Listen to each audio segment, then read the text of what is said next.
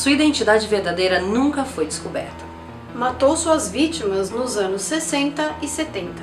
6 vítimas foram confirmadas como mortas, 2 ficaram feridas, mas é possível que tenha matado até 37 pessoas.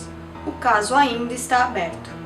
Mandava cartas e criptografias para os jornais, telefonava para a polícia e dava detalhes dos crimes. Desafiava a polícia a encontrá-lo e ameaçava a cometer outros crimes.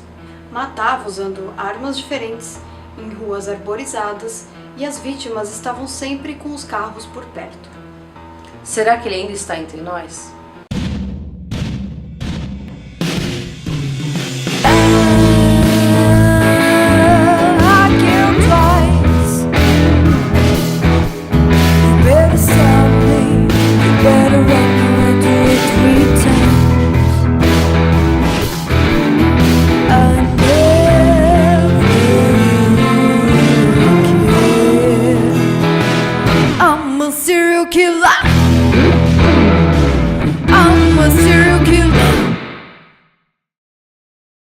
Olá pessoal, eu sou a Cláudia Lemes. Eu sou Paula Feb. E nós somos as Serial Chicks. O assassino de hoje é Zodíaco.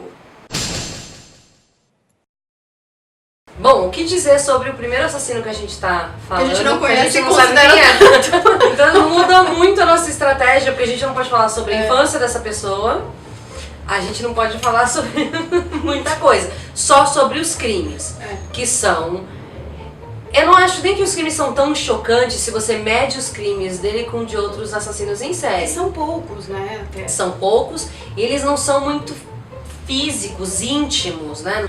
O que torna o caso Zodíaco interessante, primeiro, o fato de que ele ainda tá aberto. Ele tá frio, mas tá aberto, né? Ainda investigam. E o fato de que ele tinha essa coisa de mandar os criptogramas pra polícia. Era além de mandar carta.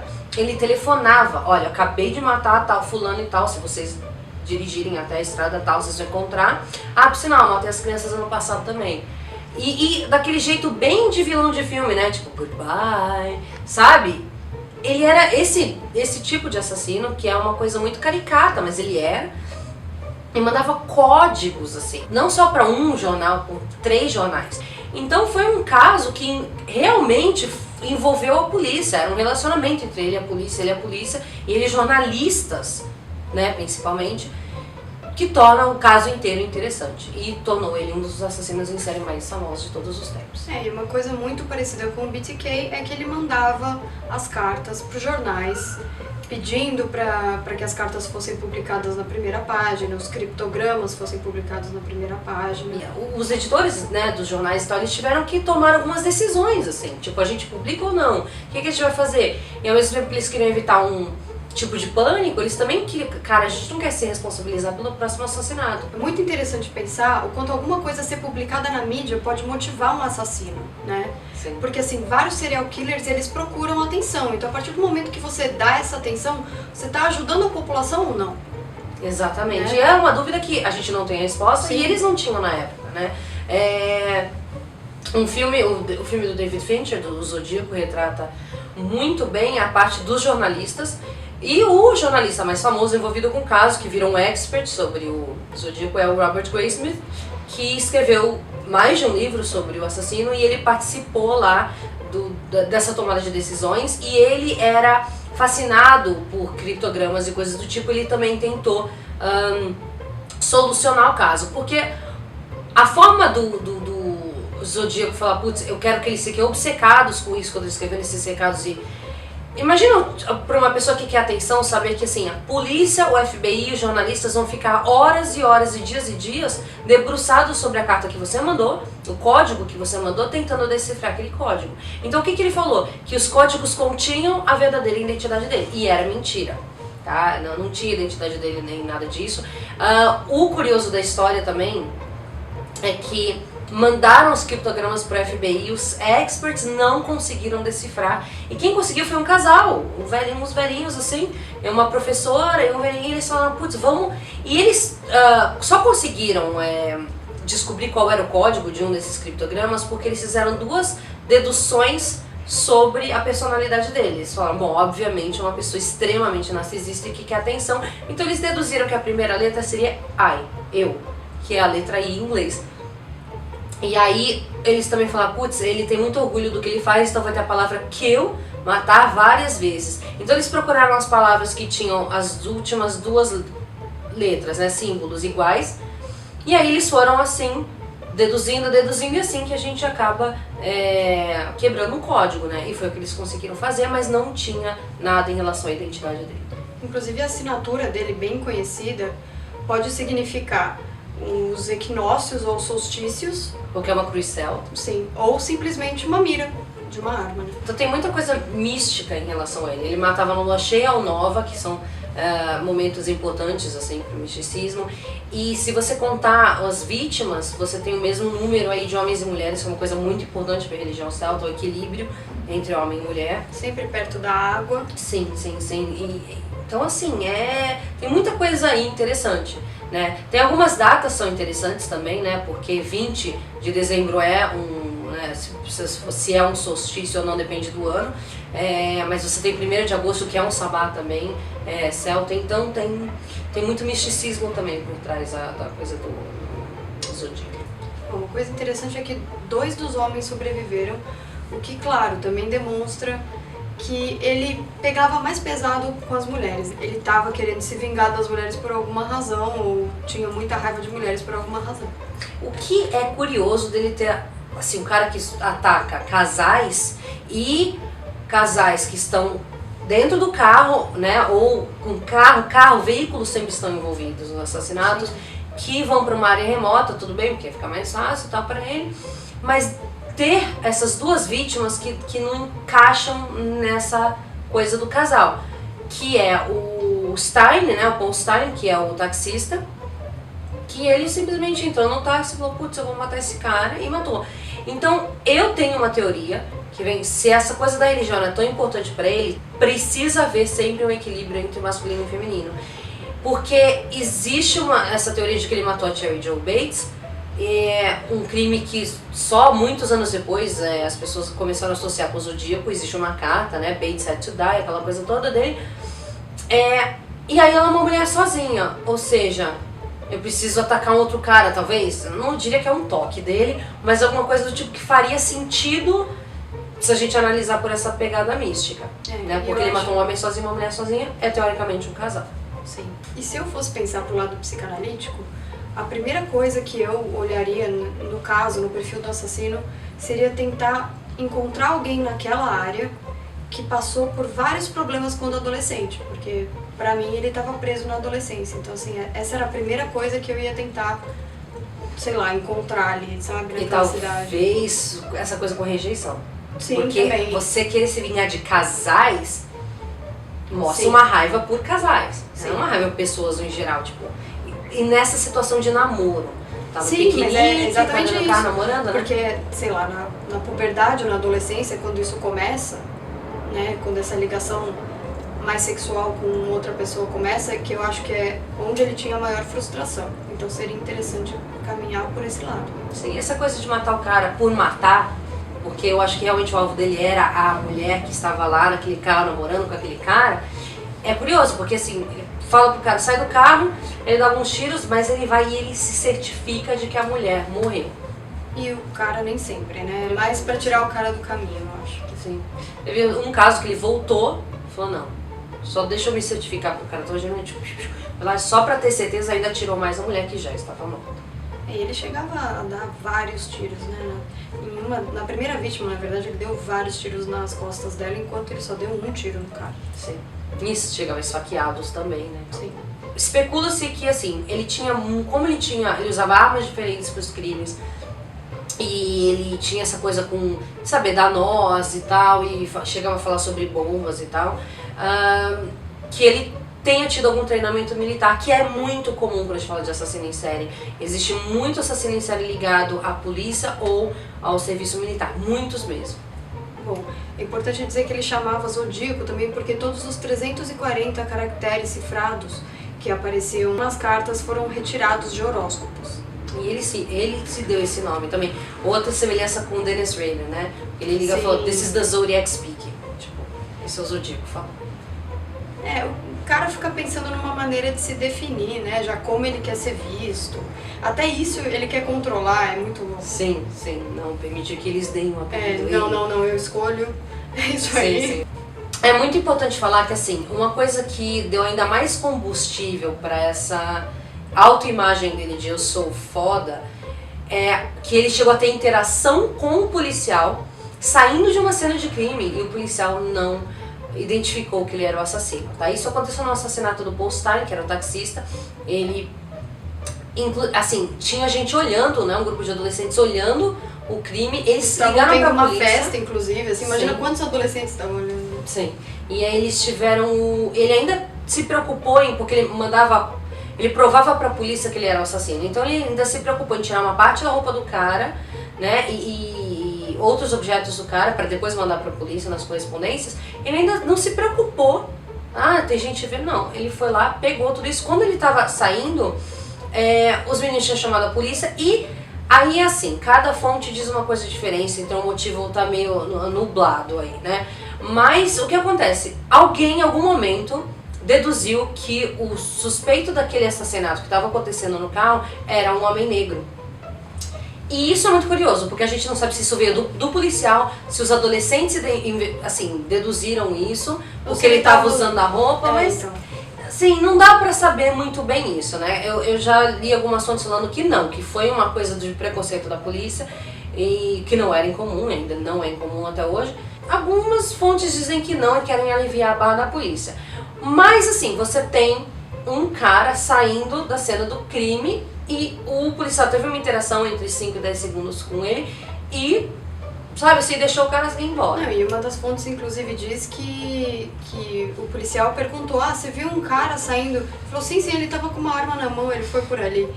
E é uma coisa quase de desenho animado, né? Então, assim, imagina um cara desse sente. Realmente eles são os idiotas, eu sou um maior assassino do mundo. E a gente só sabe disso porque ele mandou uma carta dizendo que isso tinha acontecido, chamando a polícia de idiota e dizendo, olha, vocês vieram falar comigo e eu tava lá. Então isso ainda reforçou tudo que ele acreditava sobre ele mesmo e sobre a polícia.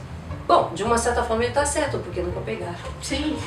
Mas eu digo, não que a polícia não seja, mas realmente, assim, existe aí um equilíbrio entre uma certa incompetência, talvez, não sei, ou um cara extremamente inteligente mesmo. Mas parece uma cena dos Trapalhões, né? Sim, ele foi por Ele foi pra lá, ele foi por ali, exatamente, gente. Imagina, o cara com a arma na mão, ele deve ter saído dando risada, tipo, eu sou o Zodiac. Bom, gênio, ele não era, porque a Katherine Jones, né, escapou dele. É uma história bizarríssima, que ela estava no carro com a filha dela bebezinha e ele parou o carro, né, fez, não, encosta, ela encostou e ele mexeu na luz traseira, alguma coisa assim, falou, seu carro tá com problema e tal. Ela, ai meu Deus do céu. E agora ele falou, não, já consertei pra você. Ele mexeu em alguma coisa lá no carro. Ela falou, tudo bem. E mais pra frente o carro parou. Quando o carro parou, ele passou e falou, você quer uma carona? Ela entrou com a filha dela. E aí ele começou a dar uma volta com ela. Ele andou com elas no carro por 1h30. Eu não consigo pensar o que essa mulher deve ter. Gente, o que eu vou fazer? Ela tava com um bebê. E ela falou, não vou correr esse risco. E pulou do carro, sobreviveu. E a filha também conseguiram fugir. Elas correram, ela se escondeu numa área assim, arborizada e tal, e ele não encontrou. Quando ele não encontrou, ele ficou com tanta raiva que ele voltou pra onde estava o carro dela e queimou o carro. Outra coisa que eu acho que é bem óbvia, assim, é que ele com certeza é um cara que teve muito problema com a mãe, né? E se a gente for pensar na água e talvez ele ter tido um treinamento militar, a gente pode pensar na Marinha. Freud explican! Não podemos ter certeza do perfil do assassino, já que ele nunca foi pego. Porém, podemos apostar que ele tem algumas características, como problemas com a mãe, algum fato importante de sua vida provavelmente está relacionado à idade universitária. Tem ligação com a água e com o misticismo. Possui narcisismo extremo e é frustrado sexualmente. Em relação aos carros, por exemplo, podemos enxergá-los como um espelho do falo do outro, que era exatamente o que ele queria destruir. Falo, claro, no sentido de poder, algo que ele não poderia possuir. Bom, muitas pessoas alegam ter descoberto quem é o Zodíaco e por coincidência a maioria delas acha que é o pai delas ou o padrasto delas. Freud speaking. Então assim, algumas histórias são muito tipo, não, cara, você tá forçando a barra, né? Como o cara que falou, não, é meu pai biológico porque... como é que ele falou? Porque as vítimas se pareciam com a minha mãe. Porque a letra é parecida, a caligrafia é parecida e porque tem mais alguma coisa assim que não tem nada a ver. É uma coisa muito forçada, gente. É muito vago, né? É muito vago, né? O meu pai tem a mesma semelhança da descrição física do Zodíaco, isso é verdade. Mas eu não vou escrever um livro falando que ele é Zodíaco, se bem que... Não! Troca. Mas tem 2 casos aí que aí você tem uma possibilidade, eles estão sendo investigados, tá? A Paula vai falar de... Tem um aqui que eu até vou pegar o caderno mágico, porque, né, também eu não tenho memória, então... A gente tem que colocar um efeito, assim. Tem. Efeito Chaves. Bom, vocês vão rir, tá? Mas tem um cara que chama Jack Torrance. Sim. Here's Johnny! Bom, o enteado dele é o Dennis Kaufman. Ele encontrou até a máscara do Zodíaco dentro de um amplificador antigo do padrasto. E ele fez vídeos, né, conversando com o padrasto sobre os crimes, e o padrasto dizia detalhes. E, enfim, ele pediu para que esse enteado prometesse não ia colocar isso a público antes da morte dele. E ele realmente já faleceu.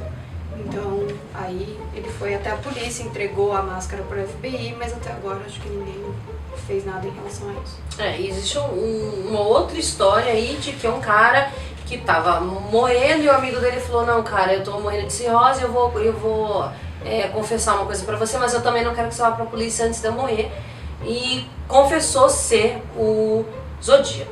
O que chega a ser plausível sobre esse caso desse cara, do Myers, que alega ser o Zodíaco, que alegou ser o Zodíaco, é que, bom, são 3 coisas, na verdade. Uma que ele frequentou a mesma universidade das 2 vítimas, do Faraday e da Betty Lou Jensen. Ele trabalhou no mesmo restaurante que a Ferrin, a Darlene Ferrin.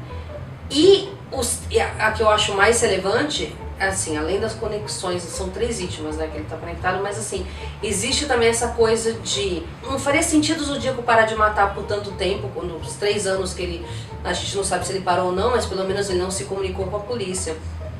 Mas isso bate com a história desse cara, do Myers, que era militar, já é uma suspeita aí, e que os 3 anos que o Zodíaco não se comunicou com ninguém foi justamente os 3 anos que esse cara estava fora do país em serviço militar. Então aí, assim, é uma possibilidade de estar sendo investigado. Inclusive, durante muito tempo, o Arthur Lee Allen era considerado o principal suspeito. A gente tem até um livro aqui que considera que ele é o principal suspeito, só que esse livro saiu em 2008. Em 2009 começaram a considerar um pouco mais o Jack Torrance e, bom, teve uma menina que também apareceu em 2009 dizendo que o pai dela era o Zodíaco.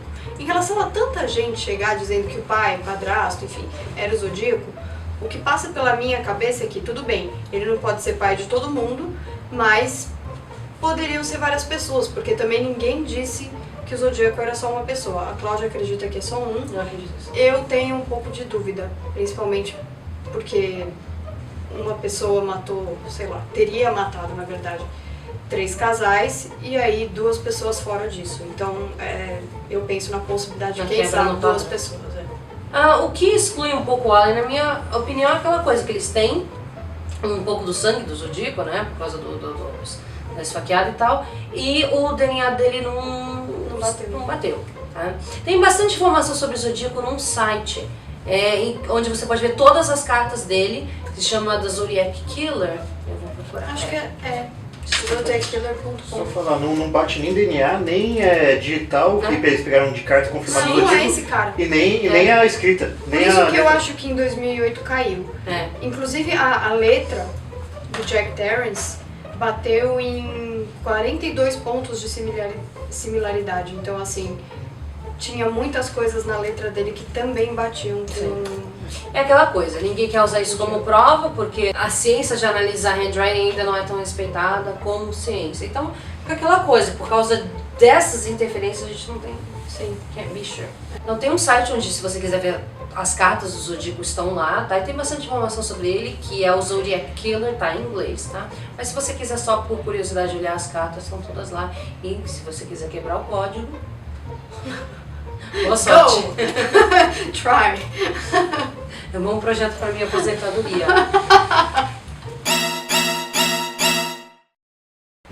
Bom, eu vou ser cara de pau hoje. E eu vou recomendar o livro que a gente escreveu. Cartas no Corredor da Morte, que nasceu do nosso projeto de fingir que nós éramos duas assassinas em série. No Corredor da Morte a gente começou a se corresponder assim. Sim. Mas é um livro muito legal, ficou muito bem feito, tem um final muito bom, tem uma trama muito boa. E pra quem gosta de serial killers, eu acho um must, assim. E o legal é que a gente não se conhecia pessoalmente quando a gente escreveu o livro, então isso ajudou muito na construção da história, né? E da gente ficar em dúvida, na verdade. O Leandro, meu marido, tava lendo, ele falou, É. dá pra ver que no começo vocês não eram muito, assim, íntimas, então vocês queriam mostrar, através deles, quem era mais foda do que a outra, assim. E Eu falei, depois puta, é você verdade. fala, puta, meu, não, calma, não é assim. Não é assim, exatamente. É. Então a gente recomenda, o link tá aqui embaixo pra vocês. Sim. Quem tem Kindle Unlimited vai ler de graça. E tem gente que não sabe, mas assim, na verdade, se você não tem o Kindle, você pode baixar o app Kindle, que é de graça, e aí você baixa no seu celular e você pode comprar e ler o livro.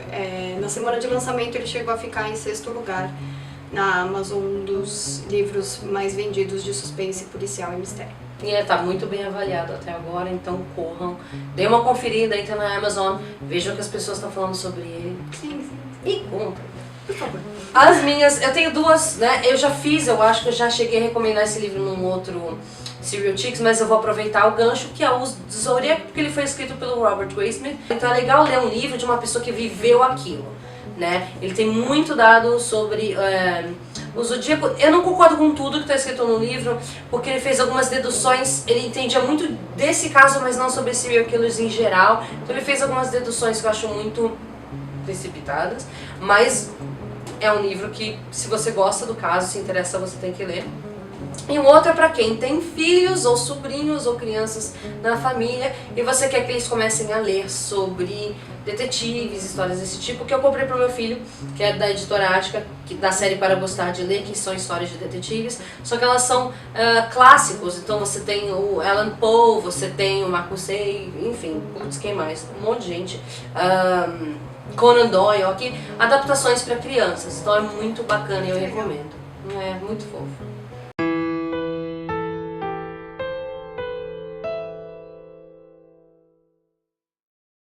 Em junho de 2007, foi lançado o filme Zodíaco, dirigido por David Fincher e baseado no livro de Robert Graysmith.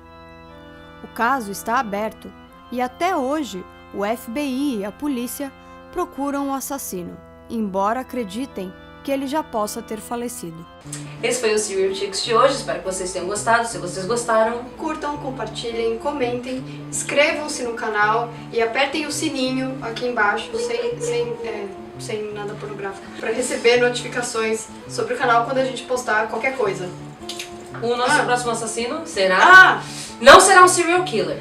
Na verdade assim, calma, Calma. tá tudo bem, gente. Sossega. Ele não é um serial killer, mas é bem provável, comprovado, tá? Ele não é um serial killer comprovadamente, mas é bem provável que ele tenha matado mais de uma pessoa. Então, assim, na nossa cabeça ele é um serial killer. E existem algumas coisas interessantes sobre o caso dele, por isso que a gente escolheu falar sobre ele. E vocês sempre falam, quando vocês falam sobre um que ninguém conhece, então aqui um menos conhecido. É o Luca Magnotta, um serial killer, Talvez. um assassino até recente, né? Bem recente. Bem recente. A gente vai falar dele semana que vem. Tchau, tchau, até mais. Tchau. Vamos dar o tchau. Bom. A gente fala, o próximo, como é que é o nome do cara? Eu esqueci já. Luca Magnotta. Eu sempre esqueço o nome dele. É porque ele tem tantos, né? E a gente serial killer. Se você conhece alguém que pode estar em situação de perigo, ligue para o número 100. No Brasil inteiro, este número corresponde à Secretaria de Direitos Humanos e funciona 24 horas por dia, 7 dias por semana, por meio de descagem direta e gratuita. As ligações podem ser anônimas e o sigilo das informações é garantido quando solicitado.